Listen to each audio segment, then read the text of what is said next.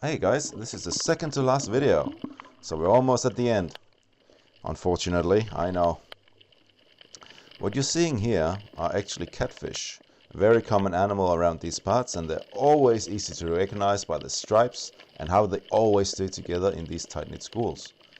It's basically about safety in numbers, really. The larger groups you find, the more they will stay together. And the larger the fish themselves are, the fewer you will find because, well, most of them will have been eaten up by that point. And I found them underneath, like a small hole in the coral, underneath the coral. And then they got all scared and they came out. I was like, holy crap, look at that. It's so cool. Here we got just adult catfish, really, kind of. Not really adult, but adult enough. And they're swimming in the seaweed at night. And I'm on snorkeling. It's so cool. You should totally go snorkeling at night. And then I found just one catfish. I mean, how often do you see just one catfish, honestly? And now, then there's all of these small fish, like talking about schools of fish. These ones, wow. I mean, I always wanted to swim through a grand big bait ball you see like on the Big Blue Planet David Attenborough shows. And I mean, it wasn't as cool as I thought because all the swim just swim away. The fish just swim away. So it wasn't as cool as that, but it's still very cool to see anyway. And I don't know why they hide under the jetty. I guess it's just a thing. That also explains why the fishermen had put out nets all around the jetty, because obviously they're catching the fish. But I mean, look how small they are.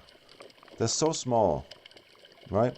And the fishermen are catching them. Like, overfishing is a real thing in Asia. They just take everything they can get. What do we got here? Sweeper fish. Right. You see the current. See the current. So all the fish are just like staying in place. And you see the divers in the back. They're holding on for dear life in the rocks. And me too. I was that too. But the old sweeper fish are also together. It's really, I really enjoy to see like tons of fish, one place, and it's just beautiful. I mean, would you look at like this is like immense, right? Cardinalfish, immense. So many, that's 1,000 of them at least. What are we looking at? More cardinalfish. These ones, I don't know what to say about them. Oh wait, the Polka-dot ones, I remember these. They were in the mangroves. Well, this was one mangrove, literally one plant in the middle of absolutely nowhere. A mangrove. And there's all these fish were just staying in there. And they don't swim around. You could basically touch them if you wanted to. Honestly, I didn't do that because I couldn't actually do that. Anemonefish. Talking about schools of fish, this is like the family of fish, right? Damselfish, clownfish, what are they called? Anemonefish, like whatever you want to call them. If you haven't seen one of these, you haven't been to Asia. They are everywhere. But they always tend to hide in these anemones. And some of them are really cool. I mean, look at this one. Like it's pink and blue. Wow, and then this is why you need to stay at like those 10 to 15 meters depth, because that's where all the light is, that's where all the life is, that's where all the animals. It's just cool, you know? And then you go down to 25 meters, there's nothing. Well, that's a little bit. And then these maroon fish, they were actually really angry with me. They were like, wow, get away from me, get away from me. And anemone fish, like clownfish, they are actually quite territorial. They protect their young, they protect their family, their home. It does make sense, and like from a standpoint of being like a shark, or I actually don't know, but and this was a drift dive. You see, this one just came right up to my face and was like, get away, get away. It was really cool. It was really cool, and there's so many different ones right there. And well, this damselfish here, it was very protective as well. Not of its family, but of the coral garden it was growing, or like algae garden really is what it is. Because we were growing corals, it was growing algae, and it did not like that we came and cleaned the algae all the time. And like even this fish, like it chases other fish away as well. So that was really cool. These two guys, they're having a bit of a fight. Apparently, that's what we were told. But you can see how they're biting their teeth together. At first, when I first saw it, I was like, oh, they're kissing. I've never seen fish kiss before. But no, they're definitely fighting. Matchup display. Here we got some parrotfish doing the same thing. And this is my this is my dive instructor. Well, my dive leader actually.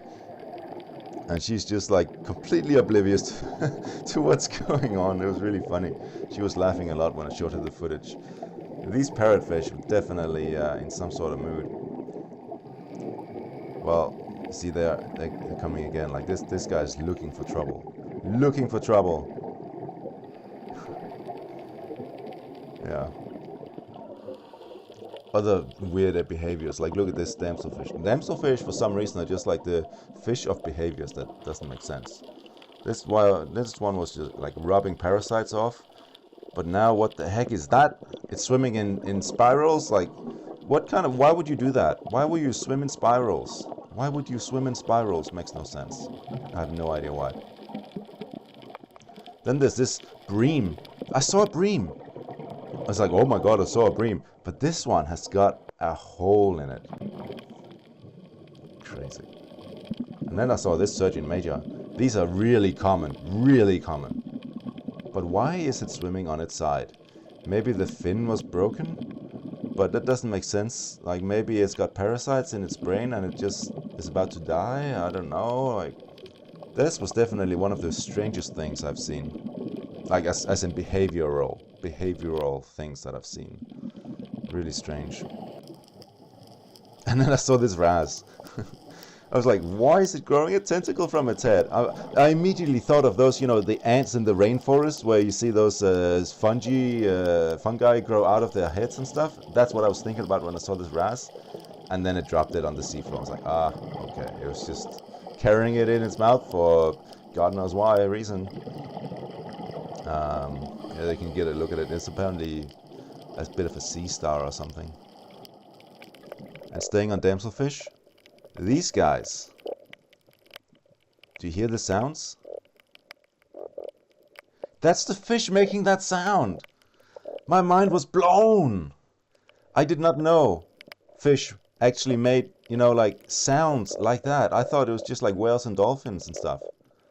But fish making sounds? Crazy. And you can see like clearly it's some sort of like mating display, like they want to mate or something. Doesn't really make sense why they want to mate with each other, because they just lay eggs and then the sperm comes on top. Like who even cares? Maybe they're just like doing something else. And then I put the camera down for a few minutes and I swam away. And my gosh, this is beautiful. This is House Reef, by the way. This is where Source is at. House Reef. Beautiful fish. Alright guys, that's it for this video. I will see you in the next one.